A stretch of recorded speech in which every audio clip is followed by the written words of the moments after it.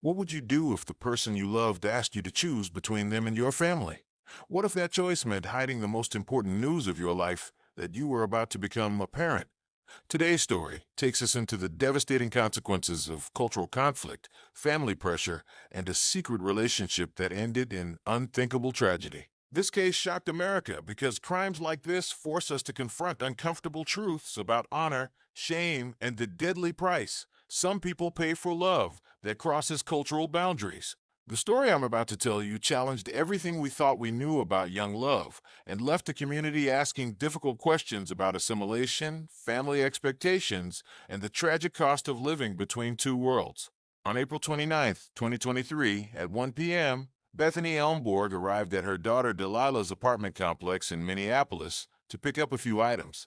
The family was brimming with anticipation for the future. 20-year-old Delilah was 31 weeks, or 7 months, pregnant with her partner Khalil Rahman, whom they affectionately called Khalil. The young couple had been together since the fall of 2021, and they were expecting a healthy baby boy in June 2023. Delilah was eager to become a mother, frequently sharing her pregnancy photos with friends and family. Her close-knit family was highly supportive of her journey into motherhood. Delilah had been diligently preparing for the baby's arrival, enrolling in prenatal classes and gathering essential baby gear. Bethany had been living with Delilah intermittently to assist her during the pregnancy. She had left for a couple of nights, Thursday and Friday, April 27th and 28th, to give the couple some privacy. Upon arriving at the apartment, Bethany was on the phone with her other daughter, Jenna.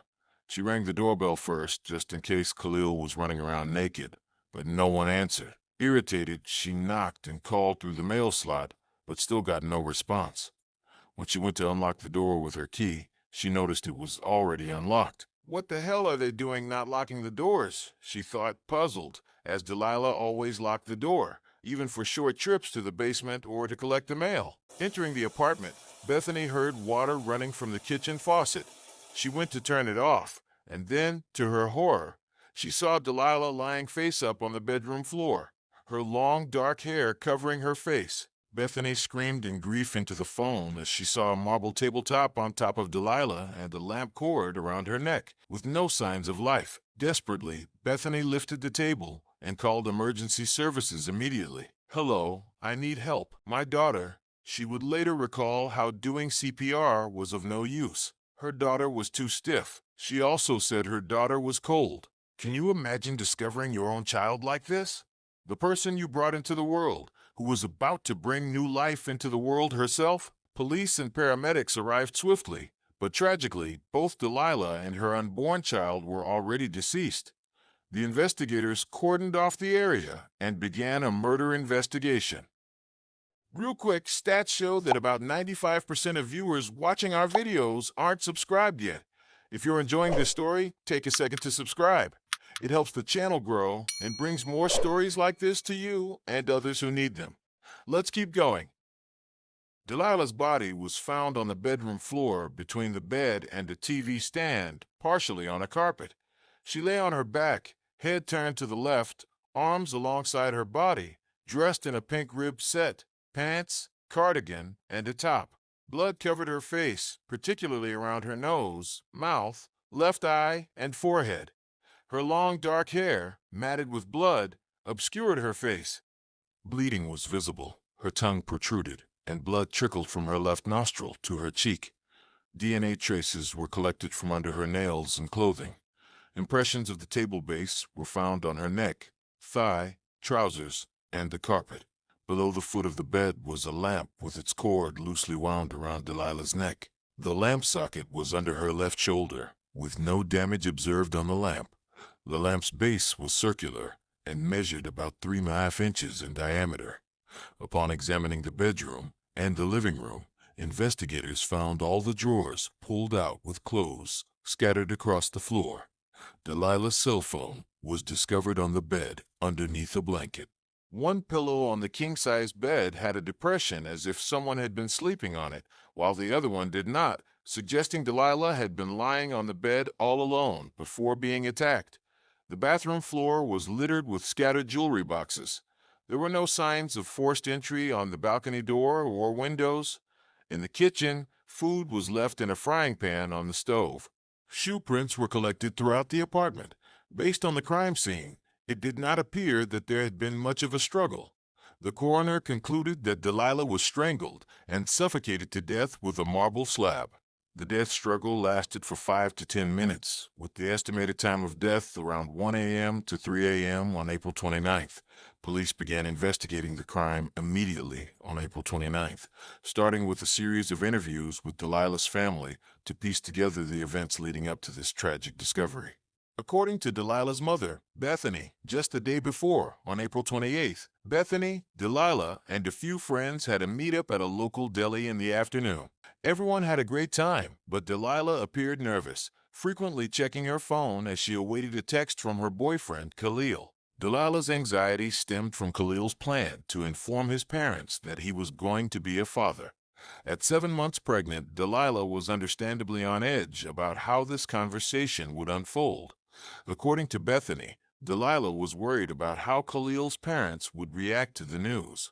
While her mom and friends continued with dinner, Delilah decided to head back to her apartment around 7:30 p.m. Although Delilah's family knew about her relationship with Khalil and their upcoming baby, Khalil's family had no idea. Khalil had kept his relationship with Delilah a secret from his family, who had arrived in America as refugees from Somalia when he was just a child. They were devout Muslims, while Delilah and her family were Christians. Khalil believed his family would disapprove of his relationship with Delilah, especially with her being pregnant out of wedlock. He had confided in Delilah that his family might ostracize him if they knew the truth. What do you think about keeping such a massive secret from your family? Can you understand the pressure Khalil felt, or do you think he should have been honest from the beginning? Rumors circulated that Khalil had been seeing other women while in a relationship with Delilah. When Delilah discovered she was pregnant, Khalil initially tried to persuade her to have an abortion, fearing the repercussions from his family. Delilah, however, was determined to keep the baby, saying she could raise the baby on her own if necessary. When she announced her pregnancy to her family in October the previous year, they were happy and willing to support her decision. Her grandmother shared some wisdom with her to think through how this would work for her and her baby, given her current financial situation, and whether her boyfriend was willing to take the next step and support them as a family. She also raised her concern with Khalil's culture being very different than their American upbringing.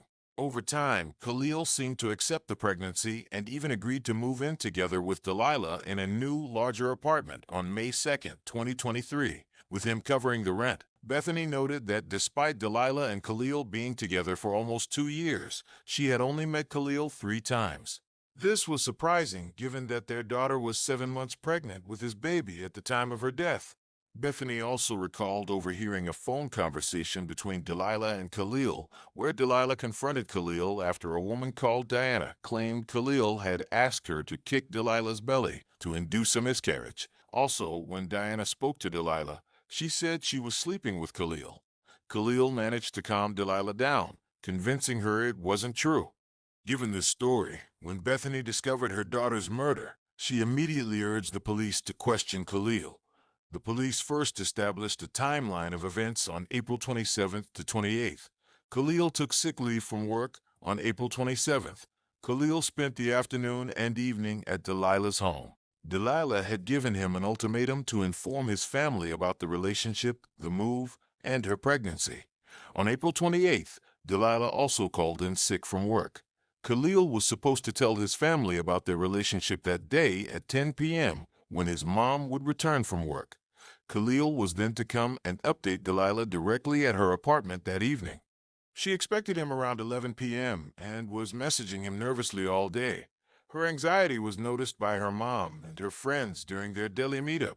The police discovered that between 11:13 and 11:15 p.m. on April 28th, Khalil wrote a message to Delilah stating that he would not tell his parents about her and that they wouldn't move in together because he couldn't lose his family. However, he never sent the messages. These facts established Khalil as a primary suspect, suggesting a motive for the crime. Instead of telling his family as he claimed he would, he went over to Delilah's place. The question was, what happened there? Was it an escalation or premeditation?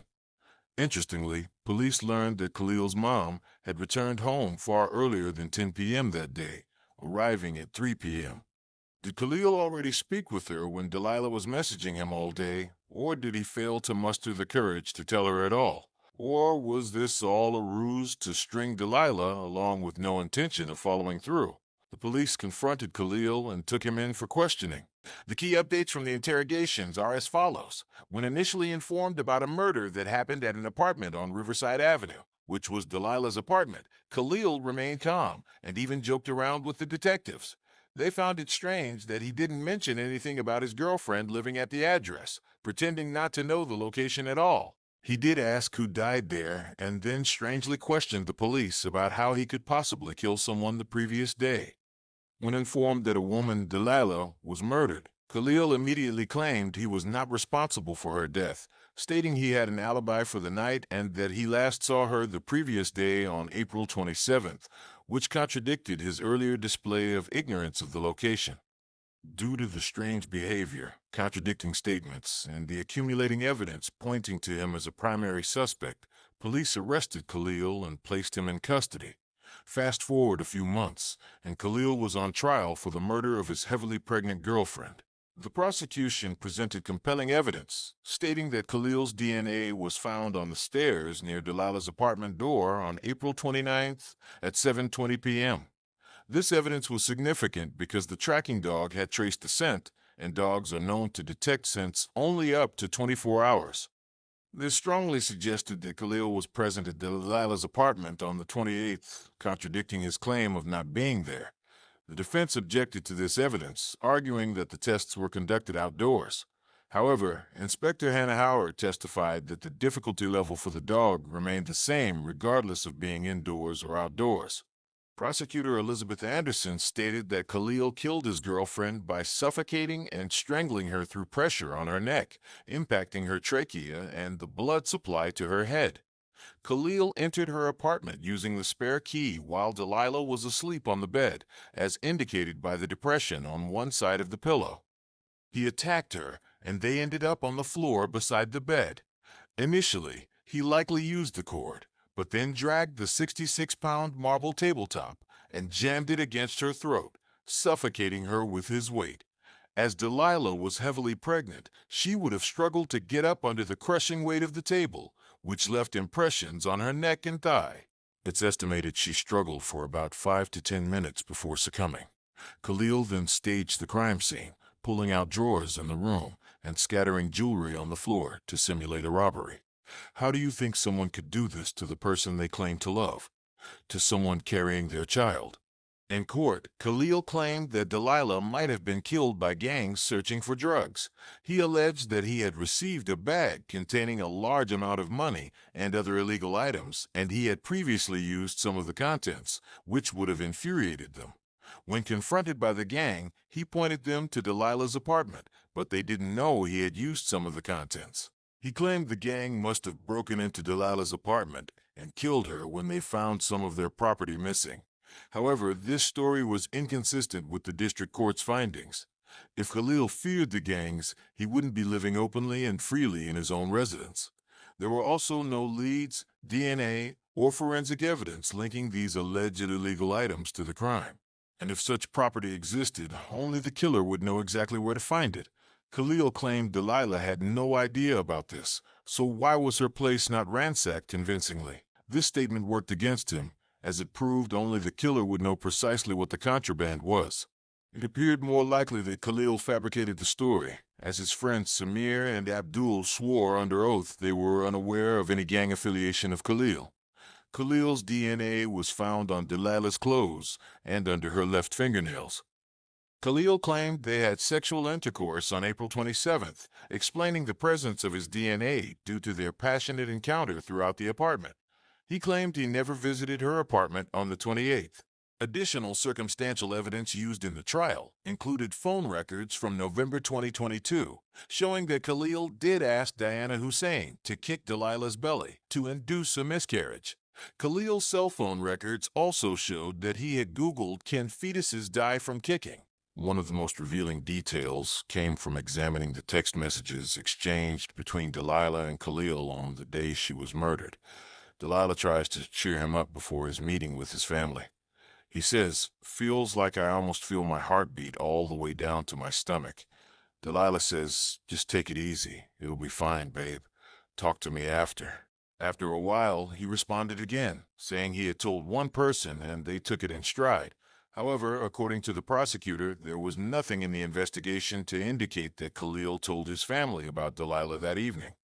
Delilah's last message was sent shortly after midnight on April 29th. "Baby, talk to me." It's alleged that Khalil's cell phone was already turned off, and he was on his way to her apartment to end her life. After a trial that garnered much public interest in American society, Khalil Rahman's fate rested in the balance. The prosecutors reasoned with these facts. Khalil had been found to have motives to get rid of both his relationship and his unborn son. No one else is suspected to have a motive to harm Delilah, because the apartment showed no signs of forced entry. The locks were intact, and there were no signs of break-in. There's no reason to believe that Delilah would let anyone in easily, especially as it was near midnight. It had to be someone familiar to her. Khalil had a set of keys to her apartment, so he could have also entered by unlocking the door. There were no signs of a struggle that left an impression on the furniture or otherwise in the apartment, suggesting Delilah was caught off guard by someone familiar to her, like Khalil. The DNA found in the stairwell by the sniffer dog also pointed to the fact that Khalil was at Delilah's apartment on the 28th and not just the 27th, strongly suggesting Khalil was the one who carried out the crime. Khalil's semen was found on the clothes Delilah wore when she was murdered, both front and back of the body. This led to debates in court on whether Delilah showered recently or if she was wearing unwashed clothes, because if the DNA was from before, it doesn't support the prosecution's claim that Khalil was definitely there on the 28th. The DNA under fingernails also brought up the question about Delilah's showering habits. Her mom attested that she showered at least once a day and washed her hands often, especially as she was pregnant and did not want to fall sick. Had Khalil only been there on the 27th, there would have been ample opportunities to wash off his DNA under her fingernails. Morning after the murder, Khalil deleted Delilah from Snapchat and deleted the last day's text messages and calls from Delilah, but they were still retrieved. This clearly suggested that Khalil was trying to cover his tracks before the police even spoke to him. Delilah's phone activities the day before her death were clearly obtained, but Khalil's were a different story. On April 28th at 8 p.m., her cell phone connected to a telephone tower near her residence and remained there, consistent with returning and staying home. She seemed to use her phone constantly until 12:53 a.m. on April 29th, but then her activity ceased. Before this, Delilah's phone showed several attempts to contact Khalil and interactions with his friend Samir, trying to get him to contact Khalil. On the flip side, Khalil's phone and his alibi for the night led to some shocking revelations. Khalil claimed that he was sitting in a car with his friend Amir, and Amir was occupied in a long phone call. But examining this in detail revealed a very different picture. From 12:22 a.m. to 1:57 a.m., Khalil's phone was left unused, and he received a call from his friend Samir at 12:28 a.m., but it was unanswered. Delilah had asked Samir to check up on Khalil at that precise moment. The phone signal placed it near Delilah's address, which is contradictory to Khalil's statements that he was far away with his friend Amir. Also, detectives found it implausible that he was just sitting in the car next to his friend and not using his phone at all. The time that his cell phone was unused coincided with the time he is unaccounted for in his alibi, providing the opportunity he had to commit the murder between the window of 12:28 to 3:30 a.m. Also, both Amir and Khalil's cell phones were mysteriously turned off at precisely 2:16 a.m., while Khalil's phone still had 40% charge remaining. This suggests one person had both phones on hand. His phone being turned off was also an unusual pattern, given the previous days and times of use. Finally, during the initial questioning, Khalil outright said he had an alibi for the night of the 28th, which was a strange thing to say before he was even asked about it, indicating he may have pre-planned what he was going to say when he was questioned by the police. Despite the lack of clear, direct evidence in this case, the circumstantial evidence was considered strong enough to assess the case in its entirety. But some were hopeful that the lack of direct evidence could not prove beyond reasonable doubt that Khalil was guilty of the crime. The one piece of evidence that seems unanswered was the footprint found in Delilah's apartment that did not match Khalil. Nevertheless, this does not rule out Khalil being there on the 28th. Khalil completely denies any wrongdoing. "Yes, I have been in denial for 9 months now," he said in one of his last interrogations, and meant that he loved Delilah. Also, the investigation into Khalil's fears that his family would disown him for dishonoring the family name was found to be inconclusive. In short, no evidence seems to indicate the family was even aware of his expectant girlfriend and that he had told them they would move in together a week later. It's likely Khalil made up this excuse, hiding behind his religion and Somali heritage. We'll never know if his family would welcome their baby and Delilah with open arms into their lives. Do you think cultural pressure can excuse such an extreme reaction? Or was this simply a case of a man who couldn't face the consequences of his choices? District Court Chairman Larry Lundberg stated this was an honor-related crime, and the police even defined their version of this type of crime. According to the prosecutor, Khalil Rahman lived in an honorable context of his own definition, where he was not allowed to be with white women. On June 5, 2024, 22-year-old Khalil Rahman was sentenced to life in prison for the murder of Delilah. The court was unanimous in its decision. Khalil continues to deny any wrongdoing. "I love Delilah and our common child and have never had any thoughts, ideas, or plan to kill Delilah. Violence is not in my nature," he said during the trial. Khalil and his defense lawyer believed that the perpetrator must be someone else, and they planned to appeal the verdict. The Rahman case reminds us that love should never come with the price of secrecy, shame, or violence. The tragic intersection of cultural expectations, family pressure, and personal choices created a perfect storm that destroyed two innocent lives and shattered multiple families forever. I'd love to hear your thoughts on this case. Do you think Khalil's cultural background provides context for his actions, or should personal responsibility transcend cultural pressures? How much of a role do you think his family's potential disapproval played in driving him to such extreme measures? Could this tragedy have been prevented if there had been more open dialogue about cross-cultural relationships? Share your theories in the comments below. If this story affected you the way it affected me, there are many more complex true crime cases exploring the deadly consequences of honor, shame, and cultural conflict on this channel. Subscribe if you want to continue examining the social and psychological factors that can turn family expectations into deadly pressures. Remember, the families and communities affected by these crimes are real people dealing with real pain. While we can learn from their experiences, we should never forget the human cost of the stories we tell